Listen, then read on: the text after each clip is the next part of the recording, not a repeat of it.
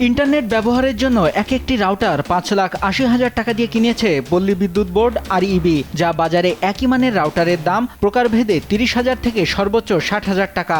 একইভাবে printer, computer, laptop, slip printer, AC সহ বিভিন্ন পণ্য বাজার দরের চেয়ে কেনা হয়েছে অনেক বেশি দামে। এসব মালামাল বিভিন্ন পল্লী বিদ্যুৎ সমিতিতে সরবরাহ ও স্থাপন করেছে বিদ্যুৎ বিতরণকারী রাষ্ট্রীয় সংস্থাটি। পল্লী বিদ্যুতের এই দুর্নীতি 10 জুলাই এক প্রতিবেদন প্রকাশ করেছে দৈনিক দেশ রূপান্তর।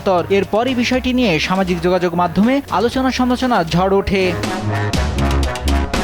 জানা যায়, prepayment metering in Dhaka division under rural electrification programme phase 1 নামে একটি প্রকল্পের আওতায় 11টি পল্লী বিদ্যুৎ সমিতির জন্য এসব মালামাল কিনেছে আরইবি। এর মধ্যে বেসরকারি প্রতিষ্ঠান ওয়েশন গ্রুপ লিমিটেড, WGL 5টি এবং হেক্সিং ইলেকট্রিক্যাল কোম্পানি লিমিটেড HEL 6টি সমিতিতে মালপত্র সরবরাহ করেছে। একই প্রকল্পের আওতায় একই কাজের জন্য 2 ধাপে এসব মালপত্র কেনা হলেও প্রতিষ্ঠান দুটির দামের ক্ষেত্রে রয়েছে বিশাল পার্থক্য। কাগজপত্র প্রিন্ট করার জন্য একটি লেজার প্রিন্টার 15,59,000 টাকা দিয়ে কিনেছে আরইবি, অথচ বাজারে একই মানের প্রিন্টারের দাম সর্বোচ্চ 1,60,000 টাকা।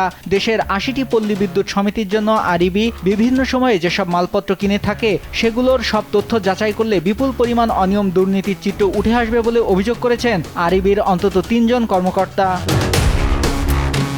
প্রতিবেদনে বলা হয়, 3টি পল্লী বিদ্যুৎ সমিতিতে WGL 50টি HP ব্র্যান্ডের Core i5 ডেস্কটপ কম্পিউটার সরবরাহ করেছে। প্রতিটি কম্পিউটারের দাম 5,73,000 টাকা হিসেবে মোট 2,86,43,000 টাকা নিয়েছে প্রতিষ্ঠানটি, অথচ বাজারে ওই মানের একটি কম্পিউটারের দাম 60 থেকে 65,000 টাকা। অন্যদিকে একই প্রকল্পে HEL 3টি সমিতিতে 40টি একই ধরনের কম্পিউটার সরবরাহ করেছে মাত্র 57,000 টাকা করে, যার মোট মূল্য 22,80,000 টাকা। বিল পরিশোধের পর গ্রাহককে রসিদ দেওয়ার জন্য বেশ কয়েকটি প্রিন্টার কিনেছে আরইবি, যার মধ্যে WGL 3টি সমিতিতে 61টি প্রিন্টার সরবরাহ করেছে প্রায় 1,12,80,000 টাকায়। প্রতিটি প্রিন্টারের দাম পড়েছে 1,85,000 টাকা, অথচ বাজারে মানভেদে এ ধরনের প্রিন্টারের দাম 15 থেকে 32,000 টাকা। 3টি সমিতিতে 40টি প্রিন্টার সরবরাহ করেছে HEL, তাদের প্রতিটি স্লিপ প্রিন্টারের দাম পড়েছে 16,370 টাকা।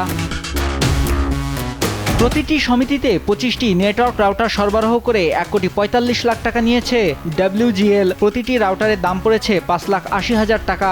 একই ধরনের 20টি রাউটার সরবরাহ করেছে HEL, প্রতিটির মূল্য নিয়েছে 35,395 টাকা।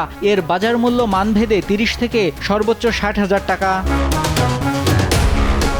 জানা যায়, প্রকল্পটি 2019 সালে শেষ হয়। তখন এসব মালপত্রের দাম আরও কম ছিল, কারণ তখন ডলারের সঙ্গে টাকার বিনিময় মূল্য ছিল 84 টাকা, যা এখন 118 টাকা। প্রকল্পটির আওতায় 6টি সমিতির জন্য মালপত্র কেনা, স্থাপন ও প্রশিক্ষণ বাবদ ব্যয় হয়েছে প্রায় 156 কোটি টাকা, যার মধ্যে 3টি সমিতির জন্য 101 কোটি টাকা ব্যয় হয়েছে।